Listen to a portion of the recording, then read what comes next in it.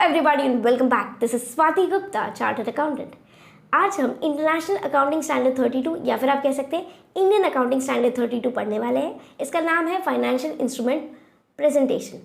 इसका पार्ट 2 बनाया गया है। पार्ट 1 ऑलरेडी बन रखा है जिसमें हमने बेसिक्स के बारे में डिस्कस किया था। Financial liability, equity, financial asset कैसे सेग्रीगेट किया जाता है ये देखा था। इसके अलावा अब इस वीडियो में क्या करने वाले हैं, हम इस वीडियो में डिस्कस करेंगे इसके कुछ और एग्जाम्पल्स, एप्लीकेशंस और कैसे क्रिटिकल पॉइंट्स पर इसको बाइफरगेट किया जाता है, सेपरेट आउट किया जाता है। इसके अलावा इन दोनों के बीच में जो एक कार्व है, एक डिफरेंस है, वो हम वीडियो के एंड में ज़रूर से डिस्कस करेंगे।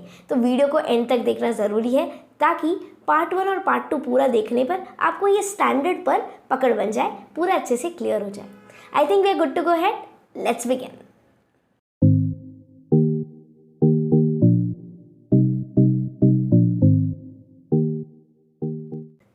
फर्स्ट डिस्कशन के लिए आता है पोर्टेबल इक्विटी इंस्ट्रूमेंट। ये है क्या चीज़? ऐसा इक्विटी इंस्ट्रूमेंट जिसके साथ अटैच्ड है एक राइट टू सेल।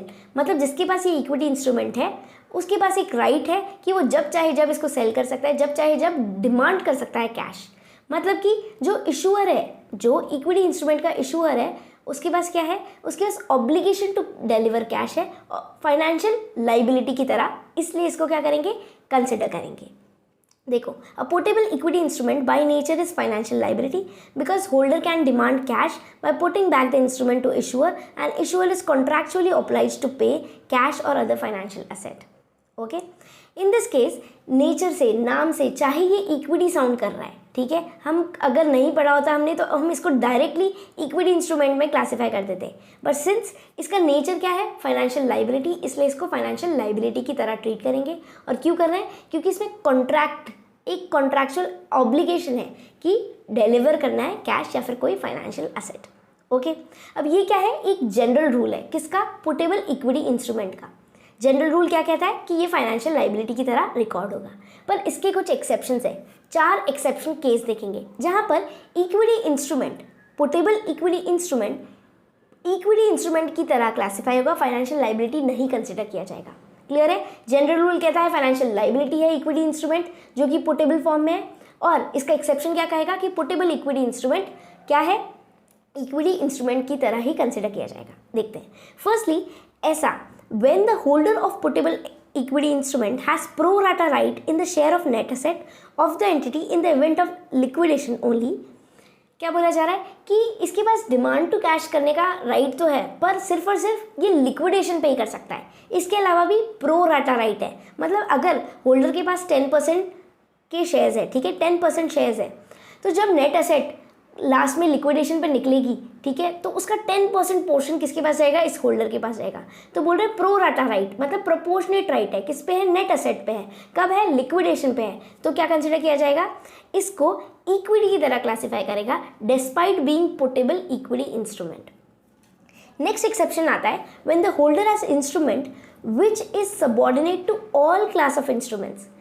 सिंपल सा देखो, subordinate to all class of instruments मतलब इसकी बारी सबसे लास्ट में आएगी। अगर लिक्विडेशन होता है तो क्या होता है? सबसे पहले लिक्विडेटर को पे किया जाता है, ठीक है, सिक्योर्ड क्रेडिटर्स को पे किया जाता है, फिर अनसिक्योर्ड क्रेडिटर्स को पे किया जाता है, उसके बाद में प्रेफरेंस शेयर्स वगैरह की बारी आती है, और लास्ट में जाके अगर फिर भी कुछ बच गया तो इक्विटी शेयर होल्डर्स को दे दिया जाता है। ठीक है, इसका मतलब क्या है? इक्विटी शेयर होल्डर्स इस केस में क्या है? लास्ट प्रायोरिटी, सबसे सबऑर्डिनेट है। तो क्या बोला जा रहा है? ऐसा पोर्टेबल इक्विटी इंस्ट्रूमेंट अगर इशू कर भी दिया पर होल्डर के पास सबऑर्डिनेट राइट है, मतलब subordinate to all class of other instruments, ठीक है, मतलब सब बारी कब आएगी? सबसे लास्ट में। तो सबसे लास्ट में बारी किसकी आती है? फाइनेंशियल लाइबिलिटी की नहीं आती, किसकी आती है? इक्विटी। इसलिए इस इंस्ट्रूमेंट को despite being puttable equity instrument क्या किया जाएगा? इक्विटी की तरह ही क्लासीफाई किया जाएगा, फाइनेंशियल लाइबिलिटी की तरह नहीं किया जाएगा।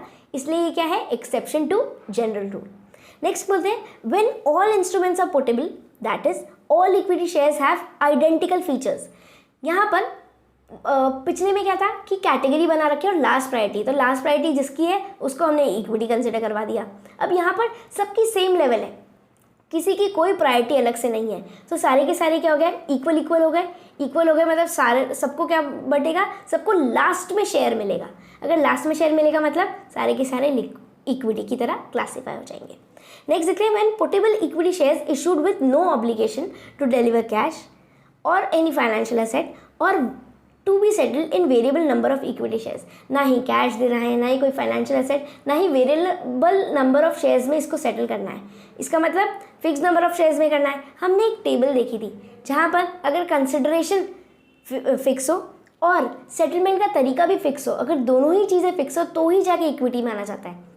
ठीक है, वेरिएबल होगा अगर एक भी चीज़ तो हम फाइनेंशियल लाइबिलिटी कंसिडर कर लेते हैं। तो उसी कॉन्सेप्ट को यहाँ पे अप्लाई करो और देखो, अगर ना ही कैश करना है, ना ही फाइनेंशियल एसेट को डिलीवर करना है, इसके अलावा सेटलमेंट वेरिएबल नंबर में नहीं हो रहा, तो फिर ये क्या कहलाएगा, ये भी इक्विटी इंस्ट्रूमेंट कहलाएगा। देखो, it means puttable shares will be exchange in fix number of shares. अगर फिक्स हो गया तो फिर क्या होगा, तो फिर इक्विटी की तरह क्लासीफाई कर दिया जाएगा।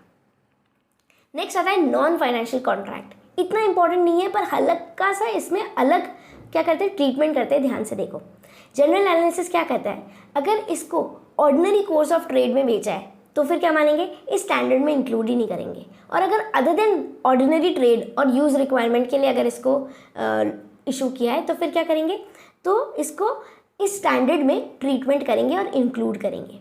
ओके, अब ऐसे 3 सिचुएशंस है जब ये माना जाएगा कि non financial contract other than ordinary purpose, other than ordinary trade and use के लिए ही इशू किया गया है। क्या, फर्स्टली वो नेट बेसिस पे ही करने वाले हैं सेटल उसको। ठीक है, एक जनरल प्रैक्टिस है कि उसको नेट बेसिस पे ही करते हैं। और तीसरी बात, शॉर्ट टर्म डीलर मार्जिन के तहत उसको इशू किया गया है। अगर ऐसा कुछ क्या करना है, प्राइस वेरिएशन ही लेना है, सिर्फ नेट बेसिस पे ही सेटलमेंट करने का इंटेंशन है, तो हम क्या मानते हैं, other than ordinary course of business, other than ordinary trade. और इसलिए हम इसको क्या मानेंगे, इस स्टैंडर्ड के अंदर इंटरनेशनल अकाउंटिंग स्टैंडर्ड 32 या फिर आप कह सकते हैं इंडियन अकाउंटिंग स्टैंडर्ड 32 में इंक्लूड करेंगे इसका ट्रीटमेंट। इसका कॉन्सेप्ट इतना सही है, कंफ्यूज नहीं होना। नेक्स्ट देखते हैं, evaluation of liability and equity when contract is settled in shares. बहुत सिंपल सी बात है, ऐसी लाइबिलिटी या इक्विटी जिसको सेटल करते वक्त, मतलब जब पेमेंट करेंगे तो हमको किस में करना है, शेयर्स में करना है।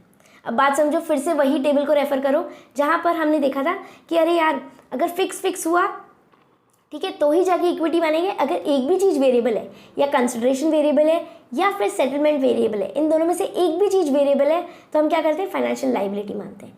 ठीक है, तो अब यहाँ पर क्या बोल रहे हैं, सेटलमेंट शेयर्स में होगा। अगर फिक्स नंबर ऑफ शेयर्स में हो रहा है, कोई डिपेंडेंट कंडीशन, इंडिपेंडेंट कंडीशंस है, कोई डिपेंडेंट कंडीशंस नहीं है। ठीक है, क्या हो रहा है, सेटलमेंट अगर फिक्स नंबर में हो रहा है और कोई भी डिपेंडेंट कंडीशन नहीं है, तो हम क्या मानेंगे, इक्विटी मान लेंगे, नहीं तो फाइनेंशियल लाइबिलिटी। इसके कुछ एग्जांपल्स दे रखे हैं, ये सेम एग्जांपल्स आपकी बुक में भी है और जहाँ पर ये स्टैंडर्ड बनाया गया है उसमें भी है। ठीक है, तो अगर आप इस एग्जांपल्स को समझते हो तो बहुत ही इजी होगा, फाइनेंशियल इंस्ट्रूमेंट का पूरा स्टैंडर्ड ही इजी लगने लग जाएगा। ठीक है, यहाँ इस पॉइंट पर आके लोगों को कन्फ्यूजन होना चालू हो जाता है। ठीक है, फर्स्ट एग्जाम्पल देखते हैं, यहाँ पर जो डिबेंचर्स इशू किए उसका सेटलमेंट कैसे होने वाला है, शेयर्स में तो होने वाला है, पर शेयर्स इशू कैसे करने वाले हैं, एक फॉर्मूले से इशू करने वाले हैं। अब सिंस ये फॉर्मूला है कि रेट होगा market price on conversion date, ठीक है, डिवाइडेड बाय, तो ये चीज़ें चेंजेबल है। मतलब कि जो नंबर ऑफ शेयर्स है वो अभी तक फिक्स नहीं है, कितने इशू करे जाएंगे, ये वेरिएबल है। अगर वेरिएबल है तो क्या होगा, फाइनेंशियल लाइबिलिटी की तरह इसको ट्रीट किया जाएगा। देखो, classify contract as financial liability FL because formula indicates settlement in variable number of equity shares. Next example 2 देखते हैं, A Limited issued convertible preference shares with following alternatives. 31 March 2016 को किया तो 1:1 के रेशियो में मिलेगा, मतलब हर एक प्रेफरेंस शेयर्स के लिए एक और शेयर मिलेगा। ठीक है, कन्वर्जन के वक्त 31 मार्च 2017 को किया तो 1.5:1, और अगर 31 मार्च 2018 को किया तो कन्वर्जन कैसे होगा, 2:1, हर एक शेयर के लिए 2 मिलेंगे। अब देखो, इस कॉन्ट्रैक्ट को इक्विटी क्लासीफाई किया जाएगा। ध्यान से सुनना, इक्विटी क्यों कर रहे हैं, क्योंकि नंबर ऑफ शेयर्स फिक्स्ड है, कंडीशन क्या है, टाइम की है, और टाइम तो पास होएगा ही, इसलिए उसको टाइम फैक्टर को हमेशा फिक्स माना जाता है। ओके, अब ये ओवरऑल क्या है, नंबर ऑफ शेयर्स जो इशू हो रहे हैं वो फिक्स है, 1.5, 2 या 1:1, 1.5 रेशियो दे रखा है, ये फिक्स है, इसलिए इसको इक्विटी में कंसिडर किया जा रहा है। नेक्स्ट आता है example 3, A Limited issued convertible preference shares with following alternatives. यहाँ पर भी क्या है, रेशियो दे रखा है पर कंडीशंस दे रखी है। ठीक है, अगर फर्स्ट ईयर में क्या हुआ, if other investors invest in company within 1 year 1.5:1 देंगे, जब entity is able to launch IPO in 2 years, 2:1 कब देंगे? अगर बाइंडिंग सेल अग्रीमेंट हो जाता है मेजॉरिटी शेयर होल्डर्स से इन 3 ईयर्स, और इन तीनों में से अगर एक भी कंडीशन फुलफिल नहीं होती तो क्या करेंगे? हम करेंगे नन ऑफ द अबव। अगर कंडीशन फुलफिल हो रही है तो 3:1 रेशियो में इशू कर देंगे, ठीक है, कन्वर्ट कर देंगे। अब देखो यहाँ पर इक्विटी माना जा रहा है, क्यों? फिक्स नंबर ऑफ शेयर्स है। इसके अलावा आप बोलोगे यार इतनी सारी कंडीशंस है, पिछली वाली टाइम थी आपने फिक्स मान ली तो हमने एक बार के लिए मान लिया कि इक्विटी है, पर यहाँ पर तो कंडीशंस है, ये तो फिक्स भी नहीं है, पर ये इंडिपेंडेंट कंडीशंस है। अंडरलाइन करो, इंडिपेंडेंट कंडीशंस, ठीक है, ध्यान से देखो, फिक्स नंबर ऑफ शेयर्स दे रहे हैं और इंडिपेंडेंट कंडीशंस है, तो यहाँ पर ओवरऑल इंस्ट्रूमेंट इक्विटी कहलाएगा। नेक्स्ट एग्जाम्पल में आपको और क्लियर होगा, देखो ध्यान से, यहाँ पर जो कंडीशन दी जा रही है, A limited issued convertible preference shares with following alternatives 1:1 if investment is greater than 50 million in 1 year, 2:1 if investment is 100 million in greater than 100 million in 2 years, 3:1 if investment is greater than 150 million in 3 years। अब ये क्या है? Dependent, एक दूसरे से related क्या है? Conditions है। एक ही इंस्ट्रूमेंट है और क्या बोला जा रहा है? सिंगल इंस्ट्रूमेंट की तरह ट्रीट किया जाएगा, और कंडीशंस क्या है? डिपेंडेंट, इसलिए यहाँ पर फाइनेंशियल लाइबिलिटी की तरह ट्रीट किया जा रहा है पूरे के पूरे इंस्ट्रूमेंट को। बात क्लियर हो रही है? अगर fix number of equity shares है तो बात ही खत्म हो जाती है, ठीक है, क्या होगा? इक्विटी की तरह ही डील करना है। इसके अलावा अगर इंडिपेंडेंट कंडीशंस है तो भी इक्विटी की तरह, अगर इसके दोनों के अलावा कोई भी कंडीशंस है तो हम क्या करेंगे? फाइनेंशियल लाइबिलिटी की तरह ट्रीट करेंगे। नेक्स्ट एग्जाम्पल देखो, A limited issued convertible preference shares of ₹100 each, conversion ratio क्या है? 10:1। However ratio will change if company issues bonus shares to equity share holders. यहाँ पर ध्यान से देखो, रेशियो फिक्स है 10:1, पर एक क्लॉज डाला हुआ है कि वेरिएशन लाया जाएगा अगर बोनस शेयर्स इशू किए तो। अब वेरिएशन आ रहा है, मतलब जो सेटलमेंट होने वाला है वो अभी पक्का नहीं है, कितने नंबर ऑफ शेयर्स में होगा, मतलब वेरिएबल नंबर ऑफ शेयर्स में होगा, ठीक है। इसके हिसाब से क्या हो जाना चाहिए था? फाइनेंशियल लाइबिलिटी की तरह हमें क्लासीफाई कर देना चाहिए था। पर आप बात समझो, यहाँ पर स्टैंडर्ड ने खुद ने एक क्लॉज डाल रखा है कि अगर प्रोटेक्शन राइट के लिए वेरिएशन हो रहा है, अगर रेशियो में, अगर सेटलमेंट में वेरिएशन आ रहा है, variable number of shares issue हो रहे हैं, और क्यों हो रहे हैं? प्रोटेक्शन राइट के लिए, तो हम इसको इक्विटी की तरह क्लासीफाई करना एक्सेप्टेबल है, परमिटेबल है। नेक्स्ट एग्जाम्पल देखते हैं, example 6, A Limited has option to settle either in cash और थ्रू डिलीवरी ऑफ बिल्डिंग, या तो कैश दे दो या बिल्डिंग दे दो। Fair value of building is more than amount of obligation, जितना अमाउंट पे करना है ना उससे बहुत ज़्यादा है बिल्डिंग की वैल्यू। अब देखो, हम हमेशा सेटलमेंट करते हैं तो या तो डिस्काउंट लेने की कोशिश करते हैं, कम पे करना पड़े, या फिर एटलीस्ट जितने भी बात हुई है उतना ही पे करना पड़े। क्या कभी ऐसा होता है कि पेमेंट तो हमको एक बार मान लो 100 रुपये करनी है, पर हम 120 रुपये दे के आ रहे हैं, ऐसा करते हैं? नहीं। तो यहाँ पर भी क्या बात हो रही है कि बात करिए या तो कैश देंगे या बिल्डिंग देंगे, पर बिल्डिंग की जो वैल्यू है वो ज़्यादा है। मान लो एक बार के लिए 100 करोड़ का पेमेंट करना है, पर बिल्डिंग की वैल्यू 150 करोड़ है, तो आप उस बिल्डिंग को क्यों हैंड ओवर करोगे? नहीं करोगे। मतलब ये बिल्डिंग का जो क्लॉज है वो बिना मतलब एवं ही है, दिखाने के लिए ही है। तो इसका मतलब पेमेंट कैसे होगी? कैश में होगी। अगर कैश में होगी तो फिर डिलीवर टू कैश की ऑब्लिगेशन है, तो इस पूरे इंस्ट्रूमेंट को फाइनेंशियल लाइबिलिटी की तरह ट्रीट किया जाएगा। पढ़ो एक बार, classify contract as financial liability because building is not the mode of settlement. क्यों? क्योंकि हम कभी भी ज़्यादा तो पे करेंगे नहीं जितना अमाउंट है। तो यहाँ पर क्या बोल रहे हैं? Building is not the mode of settlement and hence entity is contractually liable to deliver cash. अगर डिलीवर टू कैश करने की लाइबिलिटी है तो हम क्या करते हैं? फाइनेंशियल लाइबिलिटी की तरह ट्रीट करते हैं। लास्ट एग्जाम्पल आता है, example 7, A limited will issue 2 equity shares for 1 share in case of business combination. तो यहाँ पर इक्विटी शेयर्स की तरह इशू कर देंगे, क्योंकि क्या है? क्योंकि fix number of shares issue होने वाले हैं। Since fix number of equity shares है तो यहाँ पर तो डाउट की बात आती नहीं है, इक्विटी की तरह ही क्लासीफाई किया जाएगा। नेक्स्ट आता है ट्रेजरी शेयर्स। इसको ट्रेजरी स्टॉक भी बोला जाता है, ट्रेजरी शेयर्स भी बोला जाता है। ये और कुछ नहीं है, बहुत सिंपल से है, बॉट बैक शेयर्स। जो बाई बैक कर लिए शेयर्स, उन शेयर्स को क्या बोला जाता है? ट्रेजरी शेयर्स की तरह रेफर किया जाता है। मतलब मेरे ही शेयर्स जो इशूड थे उसको ही मैंने अगर क्या कर लिया? री एक्वायर कर लिया, बाई बैक कर लिया, पैसे देके उसको ही खरीद लिया फिर से, तो वो क्या कहलाता है? बाई बैक ऑफ शेयर्स, जिसको ट्रेजरी शेयर्स भी बोलते हैं। अब ये शेयर्स ना ही मेरी फाइनेंशियल लाइबिलिटी है ना ही असेट है, तो मैं इसको इक्विटी से ही माइनस करके दिखाती हूँ। अब जब भी डिविडेंड देना होगा तो मैं इसको इंक्लूड नहीं करूँगी, क्योंकि अब ये आउटस्टैंडिंग ही नहीं है, ये किसी के पास शेयर्स है ही नहीं, तो मैं इस पर डिविडेंड क्यों पे करूँ। इसके अलावा जब EPS की कैलकुलेशन होती है और नंबर ऑफ शेयर्स से डिवाइड किया जाता है, तभी भी इन शेयर्स को इंक्लूड नहीं किया जाता है। सिंपल सी बात है, कैसे शो करेंगे, जो इक्विटी है उसमें से इस ट्रेजरी शेयर्स को माइनस करके शो करेंगे। देखो, consideration paid for treasury shares are not accounted as investment, वो ना एसेट की तरह रिकॉर्ड होता है। इसके अलावा it is directly deducted from equity. कोई भी गेन लॉस होगा सेटलमेंट के लिए तो हम क्या करेंगे, उसको रिजर्व एंड सरप्लस से सेट ऑफ कर देंगे, रिजर्व एंड सरप्लस में डाल देंगे। नेक्स्ट आता है ऑफसेटिंग। ऑफसेटिंग मतलब फाइनेंशियल लाइबिलिटी और फाइनेंशियल असेट। जनरल रूल कहता है कि इसको सेपरेटली ही शो करना है, बैलेंस शीट में सेपरेटली प्रेजेंट करना है, ठीक है। पर अगर ऐसी कोई कंडीशन है जहाँ पर जो इंटेंशन है कि ये इनको हमको क्या करना है, नेट बेसिस पर ही सेट ऑफ करना है, ऐसी सिमिलर प्रैक्टिस चलती आ रही है, या फिर कोई एनफोर्सेबल राइट्स है, लीगली एनफोर्सेबल राइट्स है, तो हम क्या करेंगे, इसको नेट बेसिस पे दिखा सकते हैं, वरना अलाउड नहीं है। जनरल रूल क्या कहता है कि फाइनेंशियल असेट और फाइनेंशियल लाइबिलिटी को सेपरेटली ही शो करना है।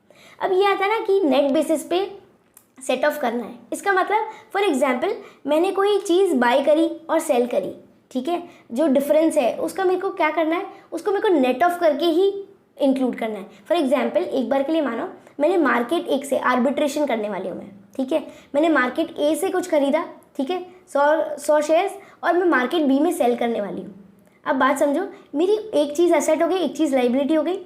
अब देखो, मेरा ऑलरेडी ये इंटेंशन है कि मैं इन दोनों को सेट ऑफ कर कर ही क्या करूँगी, जो इनकम है वो कमाने वाली हूँ, गेन लेने वाली हूँ। तो अगर मेरा ऑलरेडी इंटेंशन ये है, या फिर मार्केट में जनरल प्रैक्टिस यही चल रही है, या फिर मेरे पास इस पर लीगल एनफोर्सेबल राइट है, तो ही मैं नेट बेसिस पे कर सकती हूँ इसको प्रेजेंट, नहीं तो नहीं कर सकते, ठीक है। जनरल रूल क्या कहता है, सेपरेटली प्रेजेंट करना है बैलेंस शीट में। लास्ट और हमारा बहुत इंपॉर्टेंट चीज़ आती है कार्व। बहुत सिंपल सा है, FCCB। सबसे पहले ये समझते हैं, फॉरेन करेंसी कन्वर्जन बॉन्ड। ये क्या है, एक टाइप के बॉन्ड है जो इशूअर होता है ना। फॉर एग्जाम्पल मैंने अगर इशू किए, ठीक है, फॉर एग्जाम्पल अगर मैंने इशू किया, ठीक है, बॉन्ड्स, और मेरे को जो पैसे चाहिए ना पब्लिक से, वो मुझे रुपीज़ में नहीं चाहिए, मान लो एक बार के लिए डॉलर में चाहिए, तो मैं FCCB को इशू कर दूंगी, foreign currency conversion bond issue किया, और मुझे पैसा किस में मिलेगा, अदर देन मेरी डोमेस्टिक करेंसी, मतलब अदर देन जो लोकल करेंसी रुपीज़ है, मतलब कि फॉरेन करेंसी में पैसा मिलता है। ऐसी चीज़ को क्या बोलते हैं, फॉरेन करेंसी कन्वर्जन बॉन्ड। अब ध्यान से सुनो, ये क्या होता है, this means money being raised bye issuing company is in foreign currency. अब इंटरनेशनल अकाउंटिंग स्टैंडर्ड 32 है जो कि क्या बोलता है, IAS 32, वो क्या बोलता है कि हम इसको फाइनेंशियल लाइबिलिटी की तरह दिखाएंगे, ठीक है, और जो भी डिफरेंस होगा, कोई भी गेन लॉस होगा रिवैल्यूएशन या किसी भी वक्त पे, तो हम क्या करेंगे, इसको P&L में डाल देंगे। जबकि अपना इंडियन अकाउंटिंग स्टैंडर्ड 32 क्या बोलता है, इंड AS 32 बोलता है कि हम भी फाइनेंशियल लाइबिलिटी की तरह इसको रिकॉर्ड कर लेंगे, पर एक एक्सेप्शन बताता है कि अगर fix number of equity shares में इसका पेमेंट होने वाला है, fix number of equity shares में अगर पेमेंट होने वाला है, तो हम इसको इक्विटी की तरह रिकॉर्ड करेंगे। हम ये जो FCCB है इसको इक्विटी की तरह रिकॉर्ड करेंगे, ठीक है। इसका पार्ट 1 भी बना रखा है, आप प्लीज़ उसे ज़रूर से देखना। पार्ट 1 पार्ट 2 दोनों देखोगे तभी जाके ये स्टैंडर्ड की क्लैरिटी आएगी। कोई भी डाउट हो पूछना मुझे, होपफुली आपको समझ आया होगा, you found it worth your time, helpful. Comment करके मुझे बताना कोई भी डाउट हो या फिर कोई भी चीज़ अच्छी लगी हो, ख़राब लगी हो, ठीक है। अगर नए हो चैनल को पर तो आप प्लीज़ सब्सक्राइब कर लो चैनल को। इसके अलावा अगर वीडियो अच्छा लगा हो तो लाइक करो, अपने फ्रेंड्स के साथ शेयर करो। मिलते हैं अपने अगले वीडियो में। Take care, be safe, stay tuned.